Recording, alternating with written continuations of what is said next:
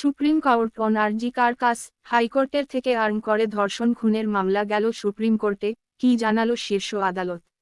নয়া দিল্লি, হাইকোর্টের থেকে আরজি কর মেডিকেলে চিকিৎসক ধর্ষণ খুনের মামলা গেল সুপ্রিম কোর্টে। এটা ভয় জাগানোর মতো ঘটনা, মন্তব্য করল শীর্ষ আদালত। সেই সঙ্গে ঘটনায় পুলিশের চূড়ান্ত সমালোচনা করা হলো আদালতের তরফে। আদালত প্রশ্ন তুলল, অধ্যক্ষ কেন প্রথমেই আত্মহত্যার কথা বললেন। সুপ্রিম কোর্টের প্রশ্ন, তৎকালীন অধ্যক্ষ কেন বলেছিলেন এটি আত্মহত্যার ঘটনা। এই প্রশ্ন আগেও তুলেছে নির্যাতিতার পরিবার ও চিকিৎসক মহল। এছাড়া 14ই আগস্ট মহিলাদের রাত দখল এর আন্দোলনের দিন হাসপাতালে কি করে বহিরাগতরা ঢুকে হামলা করল, প্রশ্ন তুলেছেন বিচারপতি। এবার চিকিৎসকদের সুরক্ষার জন্য ন্যাশনাল টাস্ক ফোর্স গঠন করার কথা বলল সুপ্রিম কোর্ট। সেই সঙ্গে শীর্ষ আদালতের প্রশ্ন, আরজি কর কাণ্ডে শান্তিপূর্ণ আন্দোলনে কি করে ঢুকল দুষ্কৃতীরা।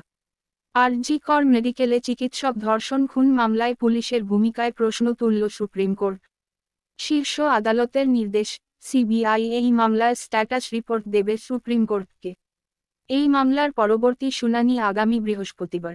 আরজি কর কাণ্ডে আজ গোটা দেশের নজর রয়েছে সুপ্রিম কোর্টে। প্রধান বিচারপতির বেঞ্চে হলো মামলার শুনানি। তরুণী চিকিৎসককে খুন ধর্ষণের নারকীয় ঘটনায় ইতিমধ্যেই শতপ্রণোদিত মামলা দায়ের করে দেশের সর্বোচ্চ আদালত। মঙ্গলবার চিকিৎসকের ধর্ষণ খুনের ঘটনার শুনানি করলেন প্রধান বিচারপতি ডিওয়াই চন্দ্রচূড়ের নেতৃত্বাধীন 3 সদস্যের বেঞ্চ। প্রধান বিচারপতি ডিওয়াই চন্দ্রচূড়ের নেতৃত্বাধীন 3 সদস্যের বেঞ্চে রয়েছেন বিচারপতি জে বি পারদিওয়ালা এবং বিচারপতি মনোজ মিশ্র।